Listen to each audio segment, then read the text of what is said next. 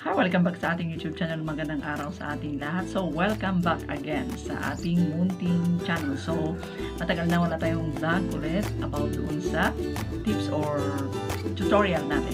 So, yung ating topic for today is about doon sa pag-load ng cable through your GCash account. So, sa inyong GCash, dapat may laman para makapag-load kayo sa cable. So, yan yung ating topic. So, start tayo. So, cellphone lang yung gamit natin. So, punta tayo sa ating GCash account. So, ito, mag-click ako sa ating GCash account. So, ito, click sa may GCash account ninyo.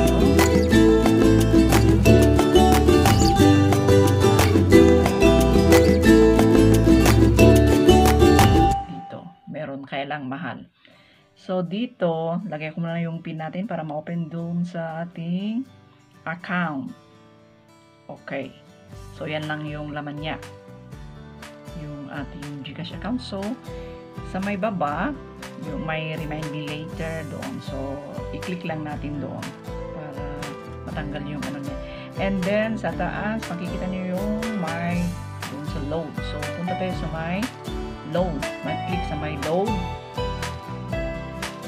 Yung hindi pa alam na kagaya ko na ngayon lang alam kung paano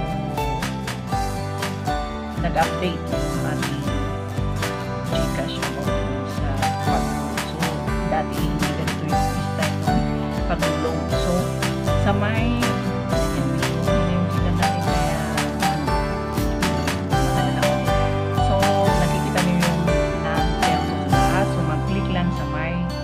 telco sa taas. So, i-ano natin.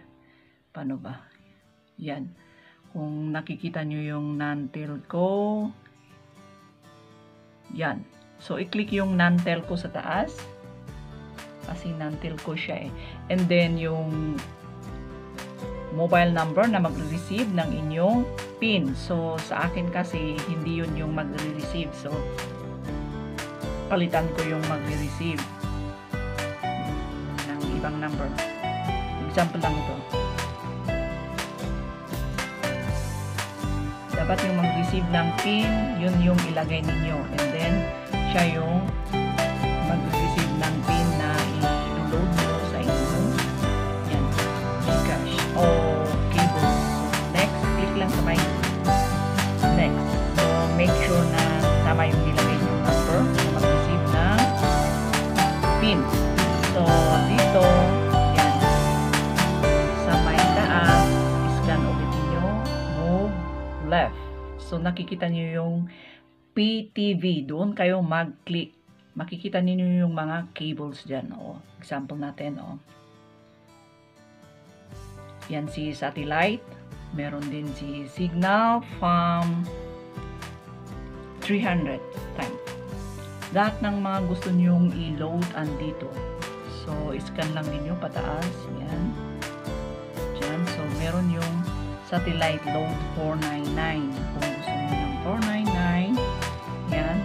Meron ding signal na signal light 50. Ganun. So, lahat ng cables. Signal, satellite, at saka GPinoy, GSAT, GPinoy. So, yung nakaano dyan.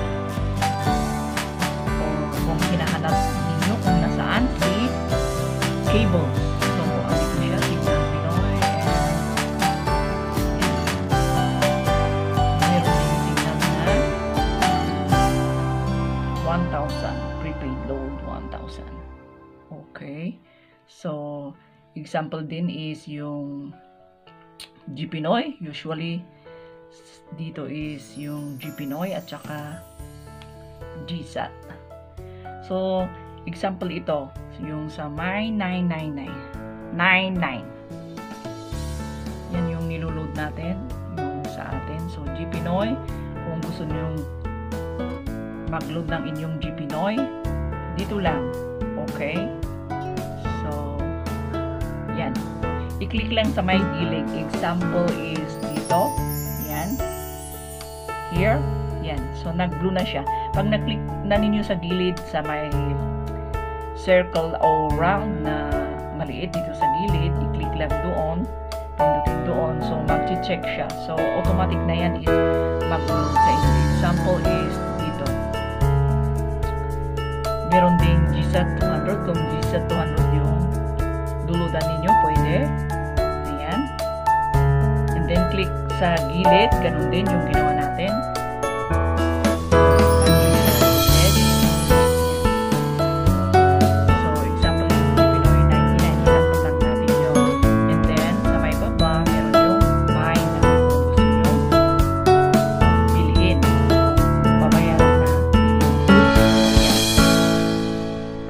Mag-proceed ang inyong